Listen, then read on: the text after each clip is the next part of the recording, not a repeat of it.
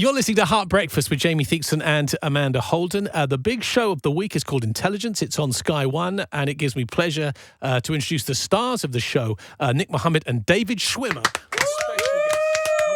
Thank you. This morning. So we've been lucky enough to have a little sneak preview. Oh, good. David, I'm going to say this was a tongue-in-cheek comment, but you did describe this as the best comedy in the last 200 years. Well, I followed that up immediately with the line, "I'm super serious, even though you can't see my face." So I obviously, and we can't see your face now, and I would say that statement is true. I was being a bit cheeky. Of course. So. Ironic, we call it in Britain. It's a great show. Yeah, we don't do irony in the States. Apparently not. What, I'm intrigued, Nick. Tell us, how did you and David kind of hook up? How did that come about? So I had written a pilot with Julia Davis. So this was a Channel 4 pilot, sort of a spoof of a morning television show. This was about 6 years ago now.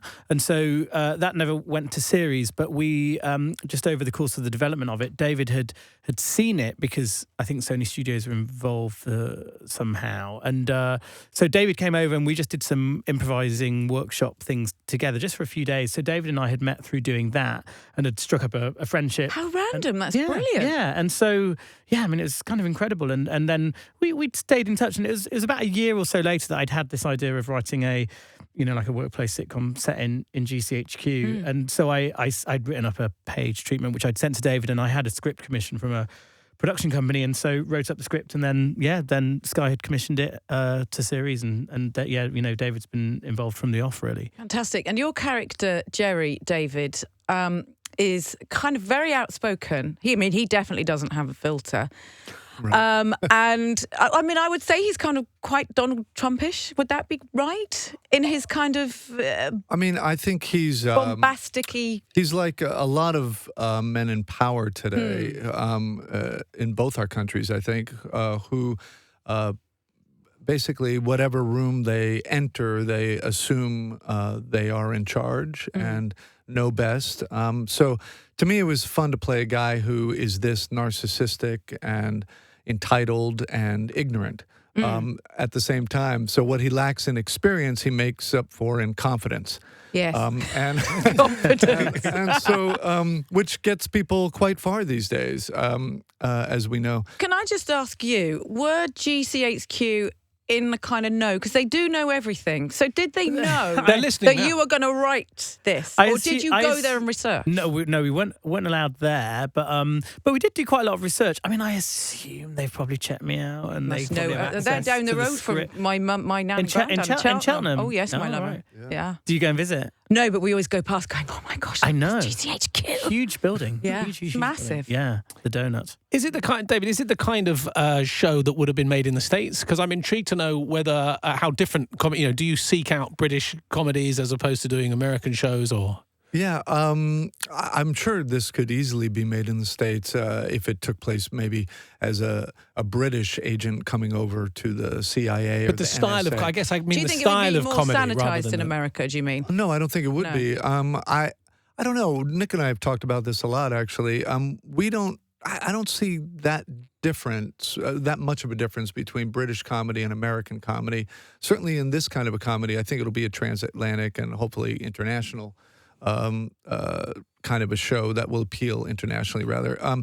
I just think it's the combination. This is my favorite kind of comedy, which is character-driven, first and foremost.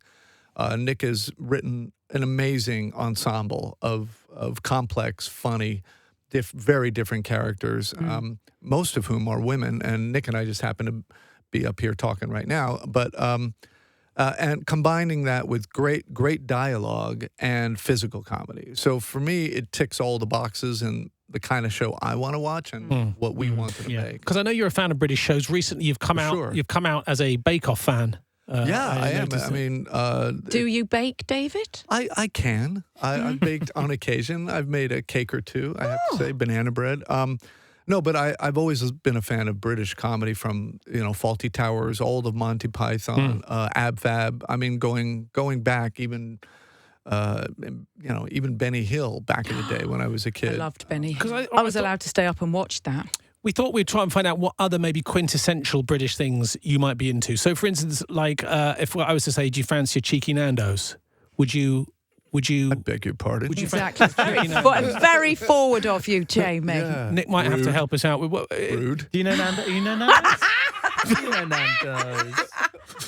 We've actually got lots of references in the show to kind of restaurant chains. So we reference Pizza Express and Wagamama. I don't know if we mentioned Nando's. Maybe we should. Nando's is a good comedy word. Yeah, Nando's is always sort of rhythmically. There's something about the word. What about if I was to offer you a curly whirly? Would that No, be what something? about if I was would to not offer you a accept. curly You wouldn't whirly? want a curly whirly. But Again, would you well, have a if little you go were on off- if my you curly offered whirly? me, I'm in.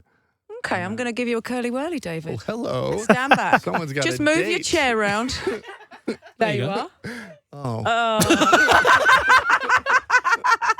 Amanda's given They are David nice. a curly whirly. It is one. Is that a I've got sweet? one for Is that you. a sweet? Oh, It's thank chalky with a bit of toffee in it, but it's twisty inside. What's wrong with my curly whirly? That's what I want to know. Everything is wrong with your curly whirly. In fact, I've never just seen- you've given never you seen Nick, one of those. As you your get curly older. whirly snapped in half. My curly whirly is broken. So. Oh, sorry. Soz. What about like chip butty? Is that something that I could tempt you with? So, say that again. a chip butty. This is So something you would have wouldn't definitely had round David So, Williams' house. So that's just a sandwich. but what's it got in A it? chip, like French fries, like chips? Yeah. Yeah. Why would you have a sandwich with chips? Why not? You haven't lived. But it's just carbs with carbs. Yes. And you're like as if that's a bad thing. Why are you I like a bit of protein, so if you He's American, don't if you forget. threw in a bit of bacon or something, I'm in. Chips and a bacon butty. Yeah, David Williams, that's his Chip and main bacon staple buddy. of diet. Chip and bacon buddy. We can go with a Your chip mate. and bacon butty. Yeah, no, I know. He is carb man. No, I know. We've eaten together. Oh, I'm going to make sure that he introduces you to a pie or a sandwich. David Schwimmer and Nick Mohammed talking about their new show, Intelligence. We'll have more from the guys in just a couple of moments. Now, David, I know that you probably hate being asked questions about Friends, so I'm not going to ask you any. Okay. But I am going to. I just wanted you to feel more comfortable. No. Thank you. If you So had to sweet. pick any one of your cast members to sort of work at GCHQ, which character do you think would most fit into that environment as a spy? So we are talking about Friends. No, it's not technically. It's I'm not kind of gonna half ask Friends you and whether half- It's going to be a Actually, technically, reunion we or any of that. absolutely No, because are. it's still half your new show. I'm but half still your plugging your old show whilst reminding people the show. I think before. you've done remarkably well I in think getting that was a away. good seg. That was a great seg. I mean, I can answer if you Yes, want. I'll yes, answer. please. Phoebe. Baby, Yeah, yes. that's what That I would be that's what I my was gonna choice. say. 'Cause she's you never nuts. know when she's lying. Yeah, and she's got a twin. So Oh, yes. That How would be duplicitous. very useful. Very helpful. We're going to find out then who comes first in our intelligence test this morning. okay. First up, what is 100 plus 150 plus 500 plus 324 plus 4,512? Buzz 6,036. Hang on a sec. Nick, what was that? 6,036. That is wrong, I'm afraid. Oh. 5,586. That is wrong too. Sean? No, I was also going to say 5,500. Yeah, no, David I Schwimmer got apologise. it right. Do you know what, I'm Jamie, you so shouldn't sorry. even be the adjudicator. Wow. I am Where's so Carol Borderman when we need her? Well done. That's one mark. Sean, to that was amazingly Nick and quick. David. Okay, Sean, here we go. If Monday is in 2 days, what day of the week was 3 days ago? Sean, Sean. Wednesday. Boom. Oh, You can't hang around when Sean's in town. Okay, it's one each. Okay, how about this? If you count from 1 to 100, how many sevens will you pass on the way? Sean, 9. You see, well, first of all, Nick, you got to shout out Keep your, on saying Buzz. I'd love to be called Buzz. What do we have to say? your names. Oh, okay. Sean. Your I mean, names. Sean's got it. What is it, Sean? 20. 20 is the right Well answer. done. Putting you two to shame this morning is Sean. How many sevens? How many On the seven- way oh, to- You passed through 27s. 27s. Right. You understand where I'm coming All from. the way from 1 to 100. Don't question Sean.